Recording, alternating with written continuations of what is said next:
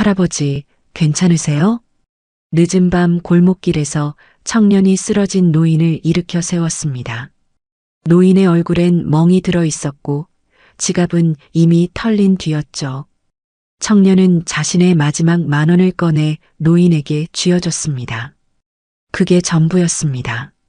다음 날 아침 청년의 낡은 고시원 앞에 검은색 벤츠 한 대가 멈춰 섰습니다. 차에서 내린 건 정장 차림의 비서였고 그의 손엔 봉투 하나가 들려 있었습니다. 강우진 씨 맞으십니까? 회장님께서 찾으십니다. 본격적인 이야기 시작 전에 무료로 할 수 있는 구독과 좋아요, 그리고 어디서 함께 하고 계신지 댓글로 남겨주세요. 강우진은 28살이었습니다. 대학을 졸업한 지 2년이 지났지만 여전히 취업은 요원했죠. 고시원 방 3평 남짓한 공간에서 하루하루를 버텨냈습니다. 아침엔 편의점 도시락으로 때우고 오후엔 카페에서 자기소개서를 고쳐 쓰고 저녁엔 또다시 면접 탈락 문자를 받았습니다. 그날도 마찬가지였습니다. 오전에 본 면접에서 떨어졌다는 문자가 왔고 우진은 한숨을 내쉬며 핸드폰을 주머니에 쑤셔 넣었죠. 통장 잔고는 80,000원. 이번 달 고시원비를 내고 나면 남는 건 30,000원 뿐이었습니다. A씨. 우진은 골목길을 걸으며 중얼거렸습니다. 머릿속엔 온통 돈 걱정뿐이었죠. 편의점 알바라도 다시 시작해야 하나 고민하던 그때였습니다. 돈 내놔, 이 영감아. 골목 안쪽에서 고함 소리가 들려왔습니다. 우진은 발걸음을 멈췄죠. 어둑한 골목 안쪽 가로등 불빛 아래로 노인 한 분이 쓰러져 있었고 그 앞엔 2명의 젊은 남자가 서 있었습니다. 지갑 다 털었잖아요. 이제 그만 가세요. 노인이 떨리는 목소리로 외쳤지만 남자들은 비웃기만 했습니다. 이 할아버지가 돈도 없으면서 왜 이런 골목을 돌아다니는 거야? 시계 벗어. 남자 중 한 명이 노인의 팔을 붙잡았습니다. 노인은 손으로 시계를 감싸 쥐었지만 남자는 거칠게 노인의 팔을 비틀었죠. 우진은 순간 망설였습니다. 개입했다간 자신도 다칠 게 뻔했으니까요. 하지만 노인의 얼굴에 번진 두려움을 보는 순간 발이 먼저 움직였습니다. 야, 그만해. 우진이 소리치며 달려들었습니다. 남자들은 순간 놀란 표정을 지었지만 이내 비웃음을 터뜨렸죠. 뭐야, 이 새끼 영웅놀이하냐? 남자 하나가 우진의 멱살을 잡았습니다. 우진은 뒤로 휘청거렸지만 주먹을 쥐고 남자의 얼굴을 향해 휘둘렀습니다. 주먹이 남자의 턱에 닿았고 남자는 비틀거리며 뒤로 물러났죠. 이 새끼가. 또 다른 남자가 우진의 옆구리를 걷어찼습니다. 우진은 바닥에 쓰러지며 신음을 흘렸지만 곧바로 일어나 노인을 끌어안고 막아섰습니다. 경찰 부를 거예요. 우진이 핸드폰을 꺼내 들자 남자들은 혀를 찼습니다. 재수없게. 가자. 남자들은 우진을 노려보더니 곧 골목 밖으로 사라졌습니다. 우진은 그제야 안도의 한숨을 내쉬었죠. 옆구리가 욱신거렸지만 노인이 무사한 게 중요했습니다. 아저씨, 괜찮으세요? 우진이 노인을 일으켜 세우자 노인은 고개를 끄덕였습니다. 고맙네. 정말 고마워요. 노인의 목소리는 떨리고 있었습니다. 우진은 노인의 얼굴을 살펴봤죠. 뺨에 멍이 들어 있었고 입가엔 피가 묻어 있었습니다. 병원 가셔야겠어요. 아니야. 괜찮아. 그냥 집에 가면 돼. 노인은 고개를 저었지만 우진은 고개를 끄덕이지 않았습니다. 아니에요. 병원 가세요. 제가 택시 불러드릴게요. 우진이 택시를 부르려 하자 노인은 우진의 손을 붙잡았습니다. 자네. 이름이 뭔가? 강우진이요. 강우진. 고맙네. 정말 고마워. 노인은 다시 한번 고개를 숙였습니다. 우진은 어색하게 웃으며 노인을 택시에 태웠죠. 택시비가 걱정되긴 했지만 우진은 자신의 주머니에 남은 10,000원을 꺼내 노인에게 쥐어줬습니다. 택시비로 쓰세요. 아니, 이건 괜찮아요. 저도 별로 없지만 이 정도는 괜찮아요. 우진은 웃으며 손을 흔들었습니다. 택시가 떠나고 우진은 고시원으로 돌아왔죠. 옆구리는 여전히 아팠지만 마음만은 한결 가벼웠습니다. 다음 날 아침 우진은 고시원 복도에서 비명소리를 들었습니다. 야, 강우진. 밖에 무슨 차가 와 있는데? 옆방 청년이 복도를 뛰어다니며 소리쳤습니다. 우진은 멍하니 창문을 내다봤죠. 고시원 앞에 검은색 벤츠 한 대가 서 있었고 정장 차림의 남자가 차에서 내리고 있었습니다. 뭐야, 저거. 우진은 황급히 계단을 내려갔습니다. 고시원 입구 앞에 서 있던 남자는 우진을 보자마자 고개를 숙였습니다. 강우진 씨 맞으십니까? 네. 그런데 누구세요? 저는 한국 CNF 그룹 회장님의 비서입니다. 회장님께서 찾으십니다. 남자는 공손한 태도로 말했습니다. 우진은 어리둥절한 표호로 남자를 바라봤죠. 회장님이요? 왜요? 어젯밤 회장님을 구해주신 분이 강우진 씨라고 들었습니다. 그제야 우진은 깨달았습니다. 어젯밤 골목에서 만난 노인이 재벌 회장이었다는 걸요. 우진은 당황스러웠지만 비서의 안내에 따라 차에 올랐습니다. 차는 강남의 고급 빌딩으로 향했고 우진은 그곳에서 다시 한번 노인을 만났습니다. 어제는 정말 고마웠네. 노인은 우진을 보자마자 미소를 지었습니다. 우진은 어색하게 고개를 숙였죠.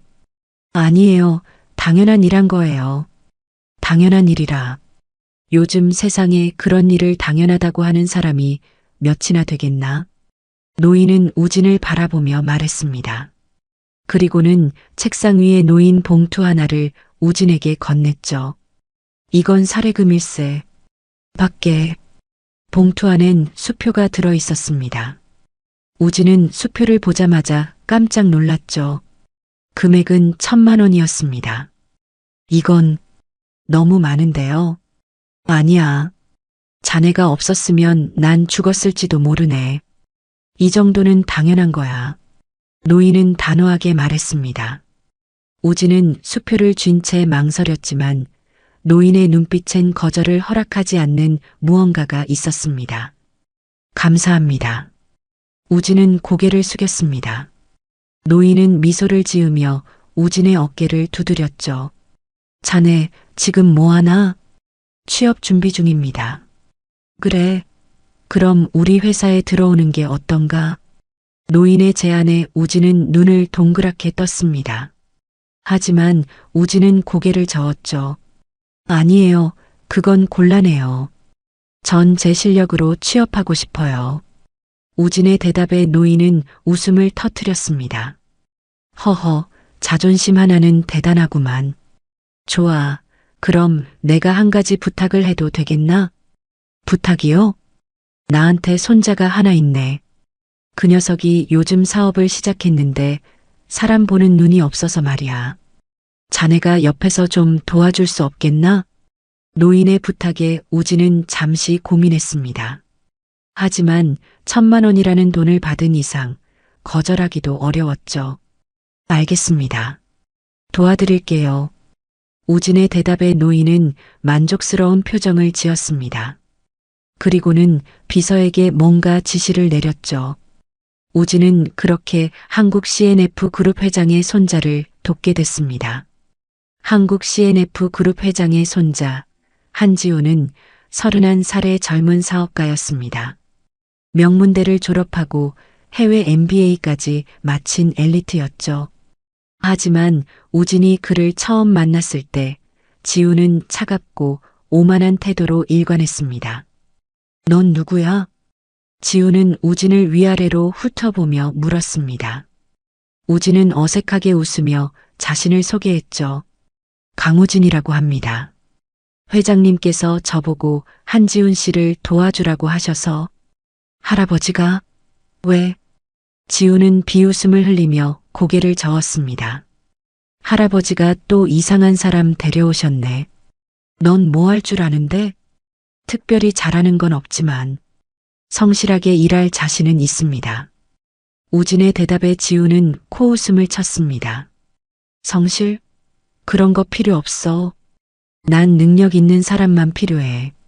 넌 그냥 구경이나 하고 있어. 지훈은 우진을 무시하며 자리를 떴습니다. 우진은 멍하니 지훈의 뒷모습을 바라봤죠.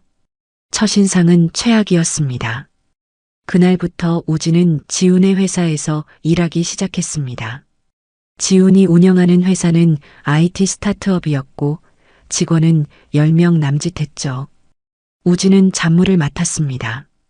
커피를 타고 서류를 정리하고 회의실을 청소했습니다. 지훈은 우진을 거들떠보지도 않았죠. 하지만 우진은 묵묵히 일했습니다. 아침 일찍 출근해서 사무실을 정리했고 직원들이 필요한 걸 미리 챙겨뒀습니다.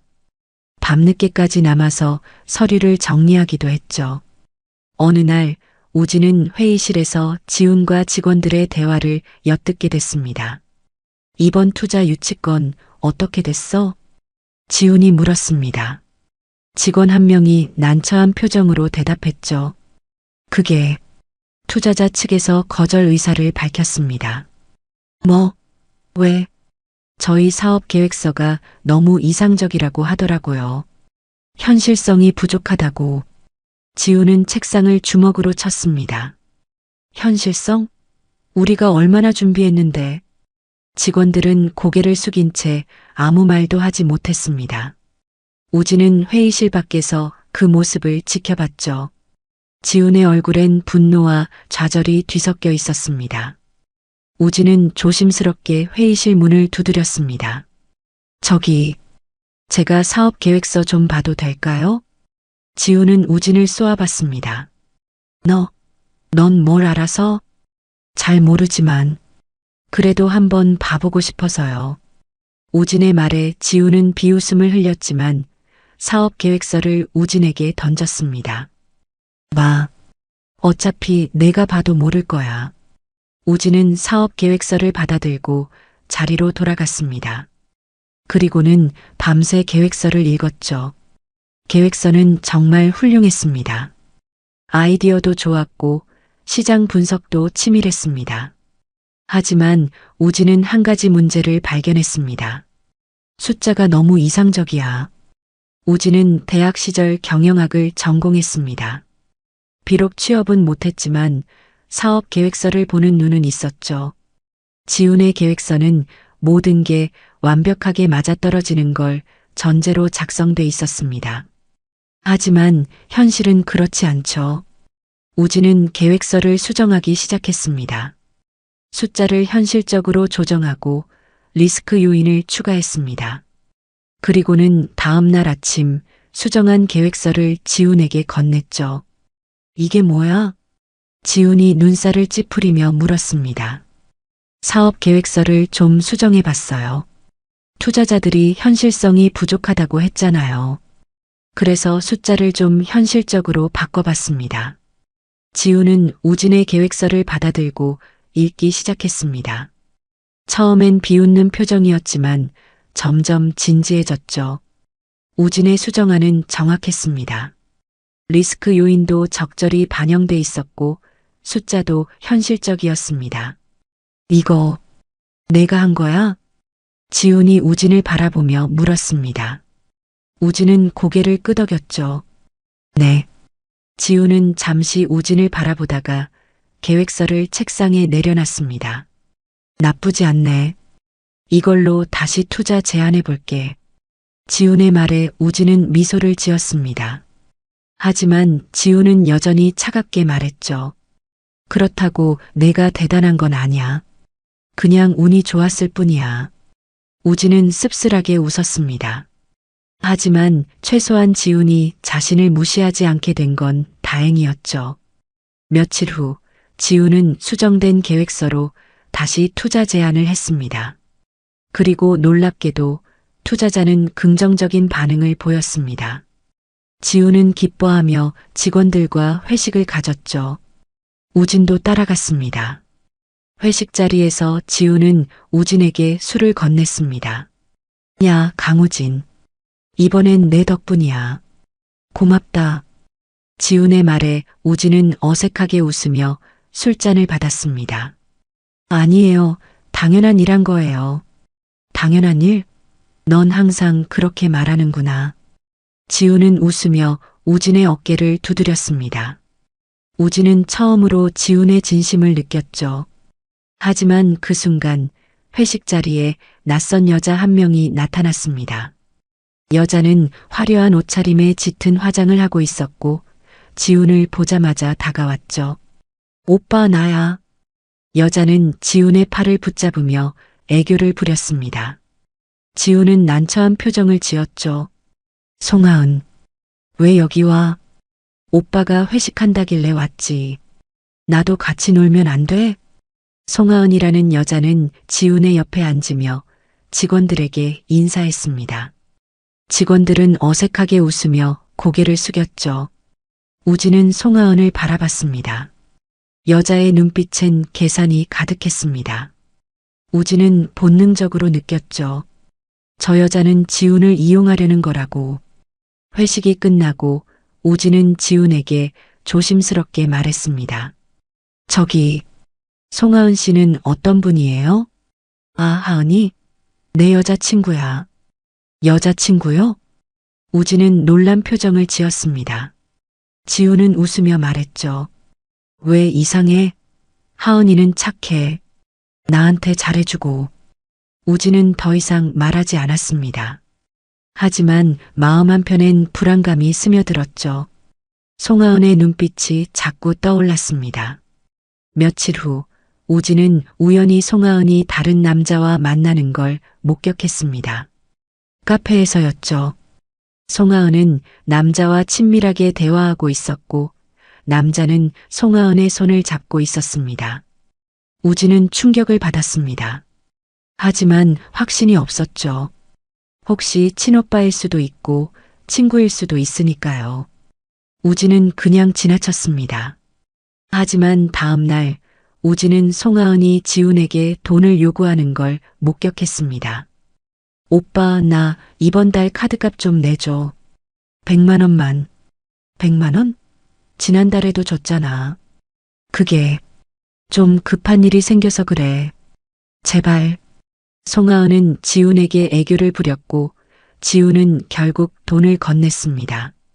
우진은 그 모습을 보며 확신했습니다. 송하은은 지훈을 이용하고 있다고. 우진은 고민 끝에 지훈에게 말하기로 했습니다. 저기, 지훈 씨, 송하은 씨에 대해 할 말이 있어요. 뭔데? 그분, 다른 남자랑 만나는 것 같아요. 우진의 말에 지훈의 얼굴이 굳었습니다. 뭐, 무슨 소리야? 제가 카페에서 봤어요. 다른 남자랑 손잡고 있더라고요. 지훈은 우진을 노려봤습니다. 너 지금 하은이 험담하는 거야? 아니에요, 그냥. 닥쳐.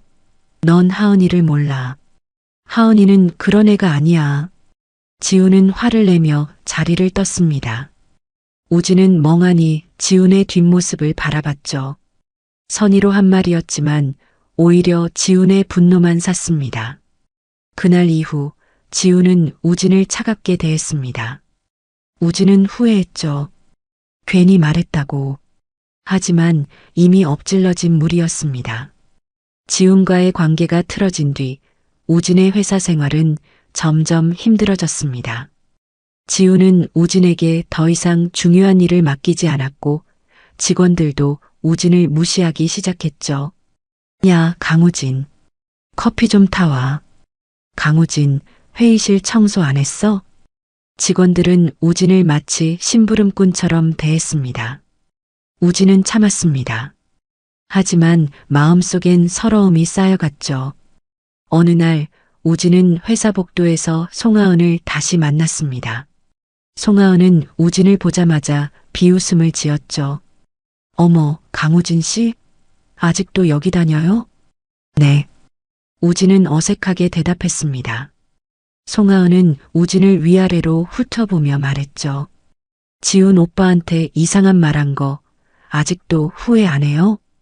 그게 지훈 오빠는 저를 너무 사랑해요. 강우진 씨 같은 사람이 뭐라고 해도 소용없어요. 송하은은 우진의 어깨를 톡톡 두드리며 지나갔습니다.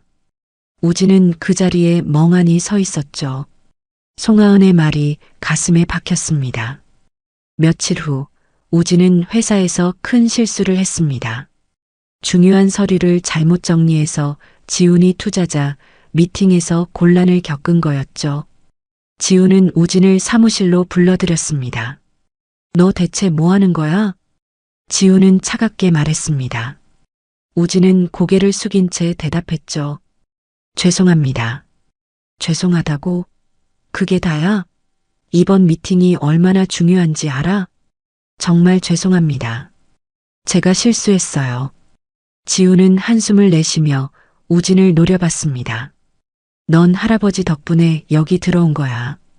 그런데 이 꼴이야? 차라리 나가.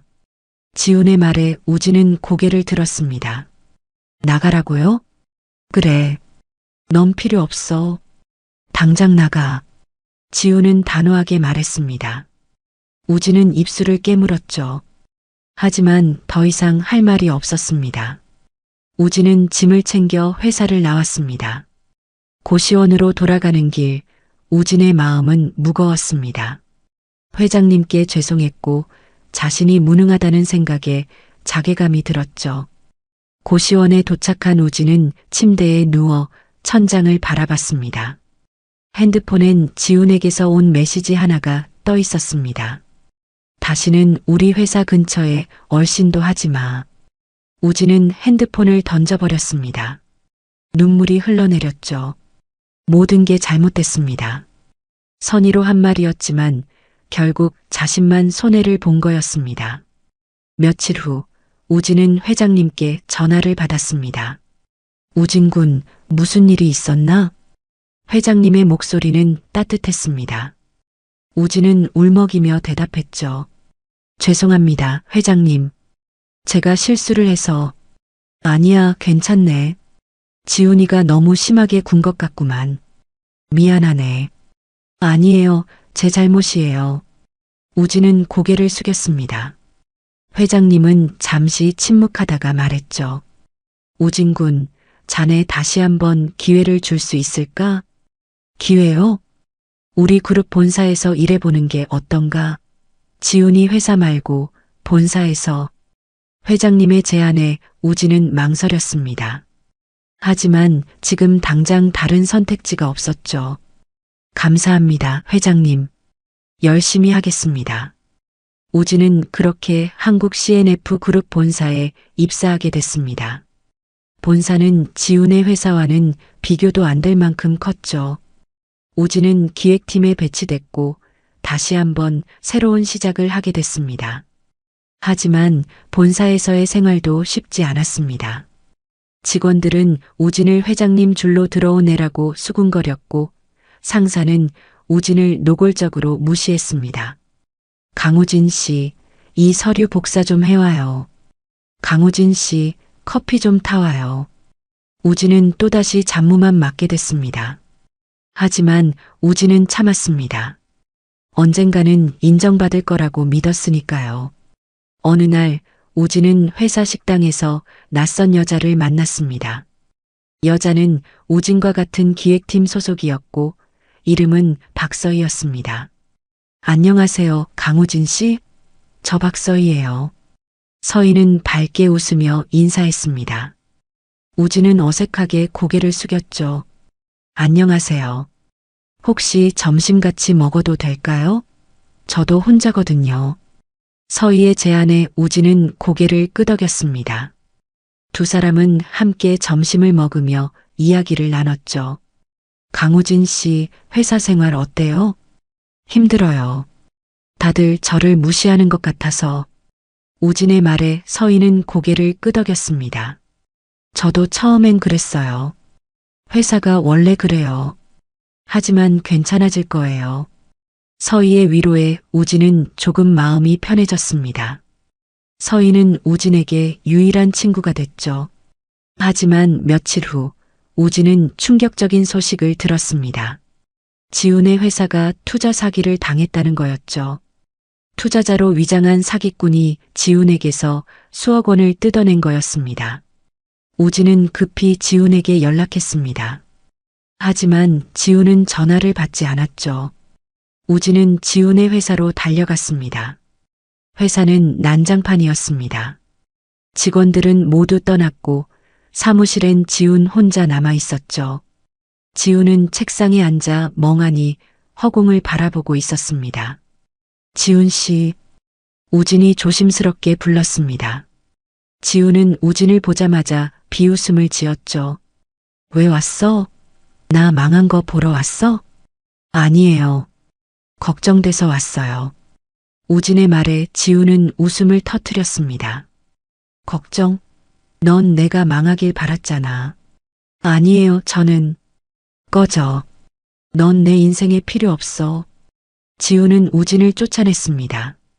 우진은 할 수 없이 발걸음을 돌렸죠. 하지만 마음 한편엔 지훈에 대한 걱정이 가득했습니다. 며칠 후 우진은 더 충격적인 소식을 들었습니다. 지훈의 여자친구 송하은이 그 사기 사건에 연루됐다는 거였죠. 송하은이 사기꾼과 짜고 지훈을 속인 거였습니다. 우진은 분노했습니다. 자신이 경고했던 게 현실이 된 거였으니까요. 우진은 지훈에게 다시 연락했지만 지훈은 여전히 전화를 받지 않았습니다. 송하은의 배신이 드러난 뒤 지훈은 완전히 무너졌습니다. 회사는 파산했고 투자금은 모두 날아갔죠. 지훈은 빚더미에 앉게 됐습니다. 우진은 회장님을 찾아갔습니다. 회장님, 지훈 씨 좀 도와주세요. 지훈이를? 왜? 지훈 씨가 사기를 당했어요. 송하은이라는 여자가 사기꾼과 짜고 지훈 씨를 속인 거예요. 우진의 말에 회장님은 한숨을 내쉬었습니다. 그 녀석 참. 내가 경고했는데도 말을 안 듣더니. 회장님도 아셨어요? 그래. 송하은이가 수상하다는 건 알고 있었네. 하지만 지훈이가 듣지 않았어. 회장님은 우진을 바라보며 말했습니다. 우진군, 자네가 지훈이를 도와줄 수 있겠나? 저요? 그래. 지훈이는 지금 자존심이 상해서 내 도움은 받지 않을 거야. 하지만 자네라면 어떻게든 해볼 수 있을 거야. 회장님의 부탁에 우진은 고개를 끄덕였습니다. 지훈을 돕기로 한 거였죠. 우진은 지훈을 찾아갔습니다. 지훈은 작은 원룸에서 홀로 지내고 있었습니다. 방 안은 어질러져 있었고 지훈은 소파에 누워 술을 마시고 있었죠. 또 왔어? 지훈은 우진을 보자마자 짜증 섞인 목소리로 말했습니다. 네. 도와주러 왔어요. 도와줘? 넌 뭘 도와줄 건데? 지훈은 비웃음을 지었습니다. 우진은 지훈 앞에 앉으며 말했죠. 송하은 씨를 잡아야죠. 우진의 말에 지훈은 고개를 들었습니다. 송하은을? 어떻게? 경찰에 신고해야죠. 사기죄로. 증거가 없어. 하은이는 교묘하게 빠져나갔어. 지훈은 고개를 저었습니다. 우진은 잠시 생각하다가 말했죠. 그럼 증거를 찾아야죠. 증거를 어떻게 찾아? 송하은 씨가 사기꾼과 연락한 기록이 있을 거예요. 문자나 이메일 같은 거요. 우진의 말에 지훈은 고개를 끄덕였습니다. 맞아. 하은이 핸드폰에 있을 수도 있어. 그럼 핸드폰을 확보해야죠. 우진과 지훈은 송하은을 추적하기 시작했습니다. 송하은은 사기 사건 이후 잠적했지만 우진은 송하은의 친구를 통해 그녀의 행방을 알아냈습니다. 송하은은 강남의 한 호텔에 머무르고 있었습니다. 우진과 지훈은 호텔로 찾아갔죠. 하은아. 지훈이 송하은을 보자마자 소리쳤습니다. 송하은은 놀란 표정을 지으며 뒤를 돌아봤죠. 오빠, 여기 왜 왔어? 너 때문에 내가 망했어. 다 내 짓이지? 지우는 송하은의 팔을 붙잡았습니다. 송하은은 팔을 빼내며 소리쳤죠. 뭐가 내 짓이야? 난 몰라. 거짓말하지 마. 넌 사기꾼이랑 짰잖아. 지훈과 송하은은 호텔 로비에서 실랑이를 벌였습니다. 우진은 그 틈을 타 송하은의 가방을 낚아챘습니다. 가방 안엔 송하은의 핸드폰이 들어 있었죠. 우진은 핸드폰을 켜고 메시지 기록을 확인했습니다. 그리고 거기서 결정적인 증거를 발견했죠. 송하은이 사기꾼과 주고받은 메시지였습니다. 지훈한테서 5억 뜯어냈어. 반 나눠 갖자. 우진은 핸드폰을 들고 지훈에게 보여줬습니다. 지훈 씨, 이거 봐요. 지훈은 메시지를 읽고 경악했습니다. 송하은은 창백한 얼굴로 우진을 노려봤죠. 그거 돌려줘. 송하은이 우진에게 달려들었지만 우진은 핸드폰을 움켜쥐고 물러섰습니다. 이거 경찰에 제출할 거예요. 우진의 말에 송하은은 주저앉았습니다. 안 돼. 제발. 하지만 우진과 지우는 송하은을 경찰에 신고했습니다. 경찰은 송하은을 체포했고 사기꾼도 함께 잡혔죠. 사건이 해결된 뒤 지우는 우진에게 고개를 숙였습니다. 미안해, 우진아. 내가 너한테 너무 심했어. 괜찮아요. 우진은 웃으며 지훈의 어깨를 두드렸습니다. 지훈은 눈물을 흘리며 말했죠. 넌 진짜 좋은 친구야. 고마워. 우진과 지훈은 그렇게 화해했습니다. 하지만 지훈의 빚 문제는 여전히 남아 있었죠. 우진은 회장님을 찾아가 지훈의 빚을 해결해달라고 부탁했습니다. 회장님, 지훈 씨 빚 좀 도와주세요. 지훈이 빚? 얼마나 되는데? 3억 정도요. 회장님은 한숨을 내쉬었습니다. 그 녀석 참. 알았네. 내가 도와주지. 회장님은 지훈의 빚을 갚아줬습니다. 지훈은 회장님께 감사의 인사를 전했고 다시 한번 새로운 시작을 하게 됐죠. 하지만 우진의 본사 생활은 여전히 힘들었습니다. 직원들은 우진을 무시했고 상사는 우진에게 더 많은 잡무를 떠넘겼습니다. 어느 날 우진은 회사 화장실에서 상사와 다른 직원의 대화를 엿듣게 됐습니다. 강우진 그 새끼 회장님 줄만 믿고 설치네. 그러게 실력도 없으면서 조만간 쫓아내야 돼. 저런 애가 있으면 팀 분위기 망가져. 우진은 화장실 칸에서 그 대화를 듣고 주먹을 꽉 쥐었습니다. 분노와 서러움이 뒤섞였죠. 우진은 회사를 그만두기로 결심했습니다. 더 이상 무시당하고 싶지 않았으니까요. 우진은 사표를 쓰고 회장님을 찾아갔습니다. 회장님, 죄송하지만 저 회사 그만둘게요. 우진의 말에 회장님은 놀란 표정을 지었습니다. 왜? 무슨 일 있었나? 아니에요. 그냥 제 길을 찾아보고 싶어요. 우진은 고개를 숙였습니다. 회장님은 잠시 우진을 바라보다가 고개를 끄덕였죠. 알았네. 자네가 원한다면 말리지 않겠네. 하지만 언제든지 돌아오게. 감사합니다, 회장님. 우진은 회사를 그만뒀습니다. 그리고는 다시 고시원으로 돌아갔죠. 통장 잔고는 여전히 바닥이었고 앞날은 막막했습니다. 하지만 우진은 포기하지 않기로 했습니다. 여러분, 여기까지 이야기 어떠셨나요? 우진이 참 많이 힘들었죠. 선의로 한 일들이 되려 화를 불러오고 무시와 배신 속에서도 묵묵히 버텨낸 모습이 가슴 아프면서도 대단하게 느껴집니다. 송하은의 배신이 드러나고 지훈과 화해하긴 했지만 우진의 삶은 여전히 녹록지 않아 보이네요.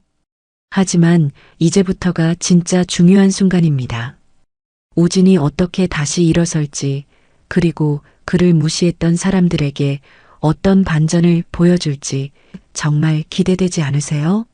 그럼 여러분, 다음 이야기도 계속 들어봐 주세요. 회사를 그만둔 뒤 우진은 다시 취업 준비를 시작했습니다. 하지만 이번엔 조금 달랐죠. 우진은 한국 CNF 그룹에서 배운 경험을 살려 작은 스타트업에 지원하기 시작했습니다. 어느 날 우진은 한 IT 스타트업에 면접을 보러 갔습니다. 회사 이름은 브릿지테크였고 직원은 10명 남짓했죠. 면접관은 30 초반의 젊은 여성이었습니다. 강우진 씨, 자기소개 부탁드려요. 면접관의 말에 우진은 자신 있게 대답했습니다. 저는 강우진입니다. 한국 CNF 그룹에서 기획팀으로 일했고 사업계획서 작성과 시장 분석에 경험이 있습니다. 우진의 말에 면접관은 고개를 끄덕였습니다. CNF 그룹이면 대기업인데 왜 작은 스타트업에 지원하셨어요? 저는 제 능력을 제대로 발휘할 수 있는 곳에서 일하고 싶었어요. 대기업은 제게 맞지 않더라고요. 우진의 솔직한 대답에 면접관은 미소를 지었습니다. 좋아요. 강우진 씨 합격입니다. 우진은 깜짝 놀랐습니다. 면접이 이렇게 간단하게 끝날 줄은 몰랐죠. 정말요? 네. 저희는 능력 있는 사람을 찾고 있었어요. 강우진 씨가 딱이에요. 우진은 기쁨에 겨워 고개를 숙였습니다. 드디어 자신의 능력을 인정받은 거였죠. 브릿지테크에서의 생활은 한국 CNF 그룹과는 완전히 달랐습니다. 직원들은 우진을 동료로 대했고 상사는 우진의 의견을 존중했습니다. 우진은 처음으로 일이 즐겁다고 느꼈죠. 며칠 후 우진은 브릿지테크의 대표를 만났습니다. 대표는 우진보다 2살 많은 여성이었고 이름은 최은지였습니다. 강우진 씨 환영해요. 저는 최은지예요. 은지는 밝게 웃으며 악수를 청했습니다. 우진은 어색하게 악수를 받았죠. 감사합니다, 대표님. 대표님은 무슨, 그냥 은지라고 불러요. 은지는 격식 없이 말했습니다. 우진은 은지의 자유로운 분위기에 금세 적응했죠. 은지는 우진에게 중요한 프로젝트를 맡겼습니다. 새로운 앱 개발 프로젝트였죠. 우진은 프로젝트를 성공시키기 위해 밤낮으로 일했습니다. 어느 날 우진은 프로젝트 회의에서 획기적인 아이디어를 제시했습니다. 저희 앱에 AI 챗봇 기능을 추가하면 어떨까요? 사용자들이 더 편하게 정보를 검색할 수 있을 거예요. 우진의 아이디어에 은지는 눈을 반짝였습니다. 좋은 아이디어네요. 바로 적용해봐요. 은지의 승인에 우진은 신이 났습니다. 우진은 개발팀과 협력해서 AI 챗봇 기능을 개발했고 앱은 큰 성공을 거뒀죠. 앱이 성공하자 브릿지테크는 투자를 받게 됐습니다. 투자금은 10억 원. 작은 스타트업으로선 엄청난 금액이었죠. 은지는 직원들과 함께 축하 파티를 열었습니다. 여러분, 이 모든 게 다 여러분 덕분이에요. 특히 강우진 씨, 정말 고마워요. 은지는 우진을 바라보며 박수를 쳤습니다. 직원들도 함께 박수를 쳤죠. 우진은 처음으로 진심으로 인정받는다는 느낌을 받았습니다. 파티가 끝난 뒤 은지는 우진을 따로 불렀습니다. 우진 씨, 저희 회사 부대표로 일해줄 수 있어요? 은지의 제안에 우진은 깜짝 놀랐습니다. 부대표요? 저요? 네. 우진 씨 능력이면 충분해요. 저 혼자선 회사를 운영하기 힘들거든요. 은지의 진심 어린 말에 우진은 감동했습니다. 감사합니다. 열심히 하겠습니다. 우진은 브릿지테크의 부대표가 됐습니다. 그리고는 회사를 키우기 위해 더욱 열심히 일했죠. 하지만 그 무렵 우진은 뜻밖의 소식을 들었습니다. 한국 CNF 그룹에서 자신을 무시했던 상사가 비리로 조사를 받고 있다는 거였죠. 우진은 박서희에게 전화를 걸었습니다. 서희야, 무슨 일이야? 김 부장님이 조사받는다며? 응. 회사 돈을 횡령했대. 수억 원이나. 서희의 말에 우진은 충격을 받았습니다. 자신을 무시했던 상사가 범죄자였다니. 그럼 어떻게 돼? 아마 해고될 거야. 경찰 조사도 받고 있고. 우진은 복잡한 심정이었습니다. 상사가 벌을 받는 건 당연했지만 왠지 씁쓸했죠. 며칠 후 우진은 회장님께 전화를 받았습니다. 우진군, 잘 지내나? 네, 회장님. 잘 지내고 있어요. 그래, 다행이구만. 자네가 떠난 뒤로 회사가 많이 바뀌었네. 비리를 저지른 직원들을 모두 정리했어. 회장님의 말에 우진은 고개를 끄덕였습니다. 잘하셨어요, 회장님. 우진군, 혹시 다시 우리 회사로 돌아올 생각 없나? 회장님의 제안에 우진은 잠시 망설였습니다. 하지만 우진은 고개를 저었죠. 죄송해요, 회장님. 저는 지금 있는 곳이 좋아요. 그래, 그럼 할 수 없지. 하지만 언제든지 연락하게. 감사합니다, 회장님. 우진은 전화를 끊고 창밖을 바라봤습니다. 브릿지테크 사무실은 작았지만 우진에게는 세상 어디보다 소중한 곳이었죠. 어느 날 우진은 지훈에게서 연락을 받았습니다. 우진아, 나야. 지훈 씨? 오랜만이에요. 응. 요즘 어떻게 지내? 잘 지내요. 지훈 씨는요?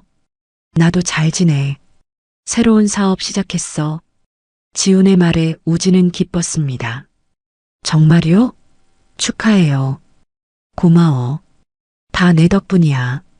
지훈과 우진은 오랜만에 만나기로 했습니다. 두 사람은 카페에서 커피를 마시며 이야기를 나눴죠. 우진아, 너 정말 대단해. 나보다 훨씬 잘 나가잖아. 지훈의 말에 우진은 웃었습니다. 아니에요. 저도 운이 좋았을 뿐이에요. 운? 넌 항상 그렇게 말하는구나. 지훈은 우진의 어깨를 두드렸습니다. 두 사람은 그렇게 다시 친구가 됐죠. 하지만 우진의 평화로운 일상은 오래가지 못했습니다. 어느 날 브릿지테크에 이상한 제안이 들어왔습니다. 대기업에서 브릿지테크를 인수하겠다는 거였죠. 은지는 우진을 불러 상의했습니다. 우진 씨, 이거 어떻게 생각해요? 인수요? 누가 제안한 거예요? 한국 C&F 그룹이요. 은지의 말에 우진은 깜짝 놀랐습니다. 회장님이 브릿지테크를 인수하려는 거였죠. 우진은 회장님께 전화를 걸었습니다. 회장님, 왜 저희 회사를 인수하려는 거예요? 우진군, 자네 회사가 잘 되고 있더군. 우리 그룹에 필요한 기술이야. 회장님의 말에 우진은 고개를 끄덕였습니다. 하지만 저희는 독립적으로 운영하고 싶어요. 알아. 그래서 조건을 제시하지. 인수 후에도 자네와 은지 양이 경영권을 가질 수 있도록 하겠네. 회장님의 제안에 우진은 은지와 상의했습니다.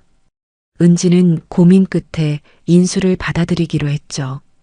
우진 씨, 이게 우리한테 기회일 수도 있어요. 대기업의 자본력이 있으면 더 크게 성장할 수 있잖아요. 은지의 말에 우진은 고개를 끄덕였습니다. 브릿지테크는 한국 C&F 그룹에 인수됐고 우진과 은지는 여전히 경영권을 유지했습니다. 브릿지테크가 한국 C&F 그룹에 인수된 뒤 우진의 삶은 또다시 변화했습니다. 대기업의 자본력 덕분에 회사는 빠르게 성장했고 우진은 그룹 내에서 주목받는 인물이 됐죠. 하지만 모든 게 순탄한 건 아니었습니다. 그룹 내부에는 우진을 시기하는 사람들이 있었으니까요. 특히 그룹의 전략기획실장인 오상철은 우진을 노골적으로 견제했습니다. 강우진이라는 애 대체 뭐야? 회장님 줄만 믿고 설치는 거 아냐? 오상철은 회의 자리에서 공개적으로 우진을 비난했습니다. 우진은 참았지만 마음속엔 분노가 쌓여갔죠. 어느 날 오상철은 우진에게 불가능한 과제를 던졌습니다. 강우진 씨, 이번 분기 안에 매출 50억 달성해봐요. 50억이요? 그건 불가능한데요. 불가능? 그럼 넌 무능한 거지. 회장님이 자네를 과대평가한 것 같은데? 오상철은 비웃으며 말했습니다. 우진은 주먹을 꽉 쥐었지만 참았죠. 우진은 은지와 함께 밤낮으로 일했습니다. 새로운 마케팅 전략을 짜고 영업팀을 독려했습니다. 그리고 기적처럼 분기 말에 매출 52억을 달성했죠. 오상철은 믿을 수 없다는 표정으로 보고서를 바라봤습니다. 이게 어떻게 가능하지? 불가능은 없습니다, 실장님. 우진은 차분하게 대답했습니다. 오상철은 입술을 깨물며 우진을 노려봤죠. 하지만 오상철은 포기하지 않았습니다. 그는 우진을 끌어내리기 위해 음모를 꾸몄습니다. 브릿지테크의 재무장부에 조작을 가해 우진이 횡령한 것처럼 꾸민 거였죠. 며칠 후 우진은 감사팀에 불려갔습니다. 강우진 씨, 브릿지테크 계좌에서 3억 원이 빠져나갔습니다. 이게 뭡니까? 감사팀장이 차갑게 물었습니다. 우진은 당황했죠. 3억 원요? 저는 모르는데요. 장부에 따르면 강우진 씨 명의로 출금됐습니다. 감사팀장은 증거 서류를 우진 앞에 내밀었습니다. 우진은 서류를 보고 경악했죠. 자신의 서명이 위조돼 있었습니다. 이건 위조예요. 제가 한 게 아니에요. 증거가 있습니까? 증거는 없지만 우진은 말문이 막혔습니다. 감사팀장은 냉정하게 말했죠. 강우진 씨, 조사가 끝날 때까지 자택 대기 명령입니다. 우진은 회사에서 쫓겨났습니다. 은지는 우진을 믿었지만 그룹 내부에선 이미 우진을 범죄자 취급하고 있었죠. 우진은 고시원으로 돌아와 멍하니 앉아 있었습니다. 모든 게 다시 무너지는 것 같았습니다. 그때 핸드폰이 울렸죠. 우진아, 나야. 서희야. 서희야. 우진은 힘없이 대답했습니다. 서희는 우진의 목소리를 듣고 걱정스럽게 물었죠. 무슨 일 있어? 목소리가 이상해. 나 횡령 누명 썼어. 우진의 말에 서희는 깜짝 놀랐습니다. 뭐? 누가 그런 짓을? 오상철 실장님인 것 같아. 증거는 없지만. 우진의 말에 서희는 분노했습니다. 그 사람 원래 그래. 마음에 안 드는 사람 있으면 못 살게 구는 거로 유명해. 내가 도와줄게. 서희는 우진을 위해 내부 조사를 시작했습니다. 그리고 며칠 후 결정적인 증거를 발견했죠. 오상철의 비서가 우진의 서명을 위조한 사실을 확인한 거였습니다. 서희는 증거를 들고 회장님을 찾아갔습니다. 회장님, 이거 보세요. 강우진 씨는 억울해요. 서희가 증거를 내밀자 회장님은 서류를 읽고 분노했습니다. 오상철이 이런 짓을? 네. 비서가 자백했어요. 회장님은 즉시 오상철을 불렀습니다. 오 실장, 이게 무슨 짓인가? 오상철은 창백한 얼굴로 고개를 숙였습니다. 죄송합니다, 회장님. 자네 당장 해고야. 경찰에도 신고할 거야. 회장님의 단호한 말에 오상철은 무릎을 꿇었습니다. 회장님, 제발 한 번만. 안 돼. 자네는 우리 그룹에 필요 없어. 오상철은 그 자리에서 해고됐고 경찰 조사를 받게 됐습니다. 우진은 누명을 벗고 회사로 복귀했죠. 복귀 첫날 직원들은 우진을 박수로 맞이했습니다. 우진은 눈물을 참으며 고개를 숙였죠. 감사합니다, 여러분. 은지는 우진의 어깨를 두드리며 말했습니다. 우진 씨, 정말 고생 많았어요. 이제 괜찮을 거예요. 우진은 고개를 끄덕였습니다. 하지만 마음속엔 여전히 불안감이 남아 있었죠. 며칠 후 우진은 회장님께 불려갔습니다. 우진 군, 이번 일로 많이 힘들었지? 괜찮아요, 회장님. 자네 정말 대단하네. 그런 상황에서도 포기하지 않았어. 회장님은 우진을 바라보며 미소를 지었습니다. 우진 군, 자네한테 중요한 제안이 있네. 제안이요? 우리 그룹 부회장으로 일해주지 않겠나? 회장님의 제안에 우진은 깜짝 놀랐습니다. 부회장이요? 저요? 그래. 자네라면 충분히 할 수 있어. 우진은 잠시 망설였습니다. 부회장이라는 자리는 엄청난 책임이 따르니까요. 하지만 우진은 고개를 끄덕였죠. 감사합니다, 회장님. 최선을 다하겠습니다. 우진은 한국 CNF 그룹의 부회장이 됐습니다. 한때 고시원에서 라면으로 끼니를 때우던 취준생이 이제는 대기업 부회장이 된 거였죠. 하지만 우진은 자만하지 않았습니다. 오히려 더 겸손하게 일했고 직원들을 존중했습니다. 우진의 경영 스타일은 그룹 내에서 화제가 됐죠. 어느 날 우진은 지훈을 만났습니다. 지훈은 우진을 보자마자 웃으며 말했죠. 야, 강우진. 넌 진짜 대단해. 부회장까지 되다니. 운이 좋았을 뿐이야. 우진의 말에 지훈은 고개를 저었습니다. 운? 아니야. 넌 노력한 거야. 나보다 훨씬 더. 지훈은 우진의 어깨를 두드렸습니다. 두 사람은 그렇게 서로를 격려하며 앞으로 나아갔죠. 부회장이 된 우진은 그룹의 미래를 위해 새로운 프로젝트를 시작했습니다. 친환경 에너지 사업이었죠. 우진은 이 사업이 그룹의 성장뿐 아니라 사회에도 도움이 될 거라고 믿었습니다. 하지만 프로젝트 진행 과정에서 우진은 뜻밖의 장애물을 만났습니다. 경쟁사에서 방해 공작을 펼친 거였죠.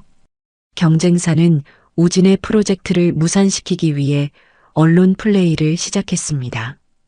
한국 CNF 그룹 친환경 프로젝트는 사기극? 신문 헤드라인이 그렇게 뽑혔습니다. 우진은 분노했지만 침착하게 대응했죠. 우진은 기자회견을 열었습니다. 여러분, 저희 프로젝트는 철저한 검증을 거쳤습니다. 일부 경쟁사가 악의적으로 허위 사실을 유포하고 있습니다.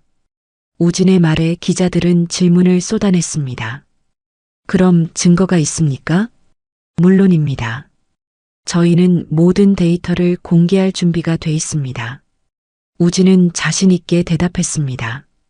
그리고 실제로 데이터를 공개했죠. 데이터는 명확했고 언론의 비난은 잦아들었습니다. 하지만 경쟁사는 포기하지 않았습니다. 이번엔 정치권을 이용해 우진을 압박하기 시작했죠. 국회의원 한 명이 우진의 프로젝트를 문제 삼으며 국정감사를 요구한 거였습니다. 우진은 국정감사에 출석했습니다. 의원들은 우진을 집요하게 공격했죠. 강우진 부회장, 이 프로젝트가 정말 친환경이 맞습니까? 일부 전문가들은 의문을 제기하고 있습니다. 네, 맞습니다. 저희는 국제 환경 기준을 모두 충족했습니다. 우진은 차분하게 대답했습니다. 하지만 의원은 계속 압박했죠. 그럼 왜 일부 지역 주민들이 반대하고 있습니까? 그건 일부 경쟁사가 주민들을 선동한 결과입니다. 저희는 주민들과 지속적으로 소통하고 있습니다. 우진의 대답에 의원은 말문이 막혔습니다. 우진은 준비된 자료를 제시하며 모든 의혹을 해명했죠. 국정감사가 끝난 뒤 우진은 기진맥진했습니다. 하지만 포기하지 않았죠. 우진은 직접 지역 주민들을 만나러 갔습니다. 여러분, 저는 강우진입니다. 저희 프로젝트에 대해 설명드리고 싶습니다. 우진은 주민들 앞에서 진심을 담아 말했습니다. 주민들은 처음엔 의심스러운 눈빛이었지만 우진의 진정성을 느끼고 마음을 열었죠. 알겠습니다, 부회장님. 저희도 협조하겠습니다. 주민 대표가 우진의 손을 잡으며 말했습니다. 우진은 안도의 한숨을 내쉬었죠. 프로젝트는 다시 정상 궤도에 올랐습니다. 그리고 몇 달 후 첫 번째 친환경 발전소가 완공됐죠. 우진은 준공식에서 감격에 겨워 눈물을 흘렸습니다. 이 모든 게 여러분 덕분입니다. 감사합니다. 우진의 말에 직원들과 주민들은 박수를 보냈습니다. 하지만 그 순간 우진은 충격적인 소식을 들었습니다. 회장님이 쓰러지셨다는 거였죠. 우진은 급히 병원으로 달려갔습니다. 회장님은 중환자실에 누워 계셨고 의사는 심각한 표정을 지었습니다. 심근경색입니다. 상태가 좋지 않습니다. 의사의 말에 우진은 충격을 받았습니다. 회장님은 우진에게 아버지 같은 존재였으니까요. 며칠 후 회장님은 의식을 되찾았습니다. 우진은 회장님 곁에 앉아 손을 잡았죠. 회장님 괜찮으세요? 우진군, 고맙네. 회장님은 힘없이 웃으며 말했습니다. 우진군, 내가 이제 나이가 들었나 봐. 자네한테 부탁이 있네. 부탁이요? 우리 그룹을 맡아주게. 자네라면 잘할 수 있어. 회장님의 말에 우진은 놀랐습니다. 저요? 아니에요, 회장님. 회장님은 아직 건강하세요. 아니야. 나는 이제 은퇴할 때가 됐어. 자네를 믿네. 회장님은 우진의 손을 꽉 잡았습니다. 우진은 눈물을 참으며 고개를 끄덕였죠. 알겠습니다, 회장님. 최선을 다하겠습니다. 회장님은 미소를 지으며 눈을 감았습니다. 며칠 후 이사회가 열렸습니다. 이사들은 우진을 차기 회장으로 추대했죠. 강우진 부회장을 차기 회장으로 추대합니다. 찬성하시는 분? 모든 이사가 손을 들었습니다. 우진은 한국 CNF 그룹의 새로운 회장이 됐습니다. 우진은 회장실에 앉아 창밖을 바라봤습니다. 한때 고시원에서 끼니를 걱정하던 자신이 이제는 대기업 회장이 된 거였죠. 하지만 우진은 자만하지 않았습니다. 오히려 더 큰 책임감을 느꼈죠. 어느 날 우진은 옛날 고시원을 찾아갔습니다. 고시원은 여전히 낡았고 방은 여전히 좁았습니다. 우진은 자신이 살던 방 앞에 서서 문을 두드렸죠. 누구세요? 안에서 젊은 남자의 목소리가 들렸습니다. 우진은 웃으며 대답했죠. 아, 죄송해요. 옛날에 여기 살았던 사람이에요. 문이 열리고 젊은 남자가 나왔습니다. 남자는 우진을 보고 깜짝 놀랐죠. 강우진 회장님? 아, 저를 아세요? 네, 뉴스에서 봤어요. 와, 진짜 여기 사셨어요? 젊은 남자는 신기한 듯 우진을 바라봤습니다. 우진은 웃으며 말했죠. 네, 힘든 시절이었지만 포기하지 않았어요. 당신도 힘내세요. 우진은 젊은 남자에게 명함을 건넸습니다. 혹시 도움 필요하면 연락하세요. 젊은 남자는 감격에 겨워 고개를 숙였습니다. 감사합니다, 회장님. 우진은 고시원을 나서며 미소를 지었습니다. 자신도 누군가에게 희망이 될 수 있다는 게 행복했죠. 회장이 된 우진은 그룹을 새롭게 개혁하기 시작했습니다. 가장 먼저 한 일은 직원 복지 개선이었죠. 우진은 직원들의 급여를 인상하고 근무 환경을 개선했습니다. 회장님, 정말 감사합니다. 직원들은 우진에게 감사의 인사를 전했습니다. 우진은 웃으며 말했죠. 당연한 일이에요. 여러분이 행복해야 회사도 잘 됩니다. 우진의 경영 철학은 그룹 내에 빠르게 퍼졌습니다. 직원들은 우진을 진심으로 존경했고 그룹은 빠르게 성장했죠. 어느 날 우진은 옛날 자신을 무시했던 직원들을 만났습니다. 그들은 우진을 보자마자 창백한 얼굴로 고개를 숙였죠. 회장님, 죄송합니다. 괜찮아요. 다 지난 일이에요. 우진은 담담하게 말했습니다. 하지만 마음속으론 씁쓸했죠.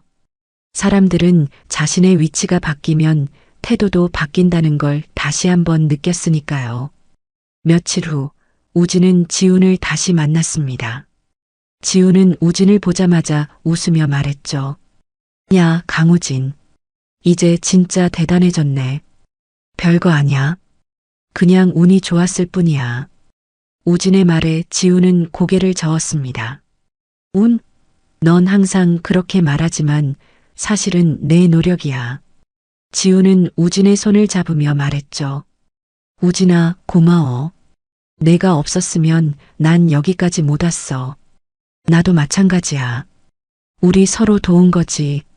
두 사람은 웃으며 악수를 나눴습니다. 그날 저녁 우진은 은지와 함께 저녁을 먹었습니다. 은지는 우진을 보며 미소를 지었죠. 우진 씨, 정말 대단해요. 회장까지 되다니. 운이 좋았을 뿐이에요. 우진의 말에 은지는 웃음을 터뜨렸습니다. 넌 항상 그렇게 말하는구나. 하지만 사실은 내 노력이야. 은지는 우진의 손을 잡으며 말했죠. 우진 씨, 앞으로도 잘 부탁해요. 저야말로요. 우진은 웃으며 고개를 끄덕였습니다.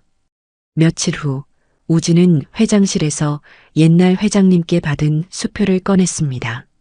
1,000만 원짜리 수표. 우진의 인생을 바꾼 수표였죠. 우진은 수표를 바라보며 미소를 지었습니다.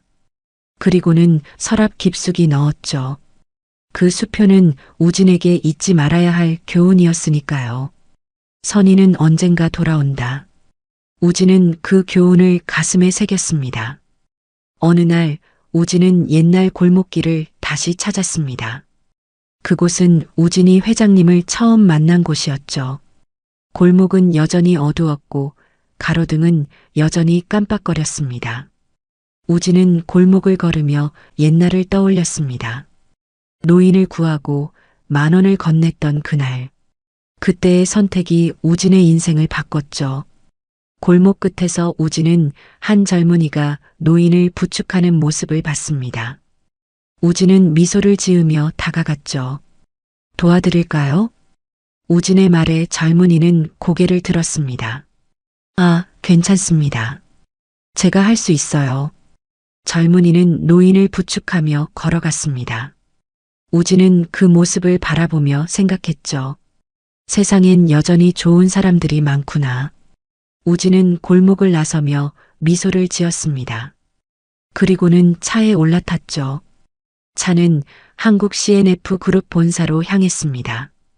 우진은 창밖을 바라보며 생각했죠. 앞으로도 좋은 일을 많이 하겠다고. 그리고 누군가에게 희망이 되겠다고. 그날 밤 우진은 회장실에서 일하고 있었습니다. 문득 핸드폰이 울렸죠. 여보세요? 우진군, 나야. 전화기 너머로 회장님의 목소리가 들렸습니다. 우진은 반가운 마음에 웃으며 대답했죠. 회장님, 어떻게 지내세요? 잘 지내지. 자네는? 저도 잘 지내요. 그래, 다행이구만. 우진군, 자네 정말 잘하고 있어. 나는 자네를 믿었네. 회장님의 말에 우진은 눈물이 핑 돌았습니다. 감사합니다, 회장님. 고맙긴. 다 자네 능력이야. 앞으로도 잘 부탁하네. 네, 회장님. 최선을 다하겠습니다. 전화가 끝난 뒤 우진은 창밖을 바라봤습니다. 서울의 야경이 눈부시게 빛나고 있었죠.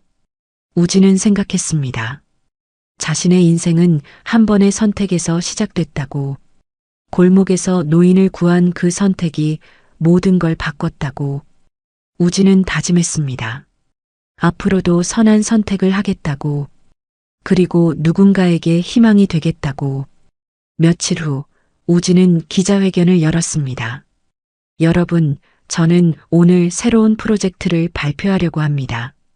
바로 희망장학재단입니다. 우진의 말에 기자들은 고개를 끄덕였습니다. 이 재단은 경제적으로 어려운 청년들을 지원하는 재단입니다. 저도 한때 그런 청년이었으니까요. 우진의 말에 기자들은 박수를 보냈습니다. 우진은 웃으며 말했죠. 앞으로 많은 청년들이 희망을 잃지 않고 꿈을 이루길 바랍니다. 기자회견이 끝난 뒤 우진은 은지와 함께 재단 사무실로 향했습니다. 은지는 우진을 바라보며 말했죠. 우진 씨, 정말 멋져요. 고마워요, 은지 씨. 다 여러분 덕분이에요. 우진은 웃으며 은지의 손을 잡았습니다. 두 사람은 함께 미래를 향해 걸어갔죠. 그날 저녁 우진은 고시원 앞을 다시 찾았습니다. 고시원은 여전히 낡았지만 우진에게는 소중한 곳이었습니다. 우진은 고시원 문 앞에 장학금 신청서를 붙였습니다. 그리고는 미소를 지으며 떠났죠. 누군가에게 희망이 되길. 우진은 그렇게 생각하며 차에 올라탔습니다. 차는 서울의 밤거리를 달렸고 우진은 창밖을 바라보며 미소를 지었습니다. 우진의 인생은 한 번의 선택에서 시작됐습니다. 그리고 그 선택은 많은 사람들에게 희망이 됐죠. 우진은 앞으로도 선한 선택을 하며 살아갈 거였습니다. 여러분, 오늘 이야기 어떠셨어요? 우진의 여정을 함께 따라오시느라 정말 수고 많으셨습니다. 처음엔 고시원에서 라면으로 끼니를 때우던 청년이었죠. 골목에서 우연히 노인을 구했고 그 선택이 우진의 인생을 완전히 바꿔놓았습니다. 하지만 그 과정이 순탄하지만은 않았어요. 무시와 배신, 누명까지 뒤집어쓰며 바닥까지 추락했지만 우진은 포기하지 않았습니다. 송하은의 배신, 오상철의 음모, 그리고 수많은 시련들. 그 모든 걸 이겨내고 결국 대기업 회장까지 오른 우진의 모습에서 우리는 무엇을 배울 수 있을까요? 저는 이 이야기가 우리에게 이런 메시지를 전한다고 생각합니다. 선한 선택은 언젠가 반드시 돌아온다는 것. 그리고 아무리 힘든 상황에서도 포기하지 않으면 길은 열린다는 것. 우진은 운이 좋았다고 말하지만 사실 그건 우진의 노력과 선택이 만들어낸 결과였죠. 누구나 살아가며 다양한 선택을 합니다. 때론 쉬운 길을 택하고 싶을 때도 있고 옳은 길이 너무 힘들게 느껴질 때도 있어요. 하지만 우진처럼 선한 선택을 계속하다 보면 언젠가는 그 선택들이 모여 큰 변화를 만들어냅니다. 여러분도 지금 힘든 시기를 보내고 계신가요? 아니면 어떤 선택 앞에서 고민하고 계신가요? 이 이야기가 여러분께 작은 위로와 지혜가 되었으면 좋겠습니다. 포기하지 마세요. 여러분의 선한 선택은 반드시 빛을 발할 거예요. 오늘 이야기가 마음에 드셨다면 구독과 좋아요 부탁드립니다. 여러분의 작은 관심이 저에게 큰 힘이 됩니다. 다음에도 더 좋은 이야기로 찾아뵙겠습니다. 감사합니다.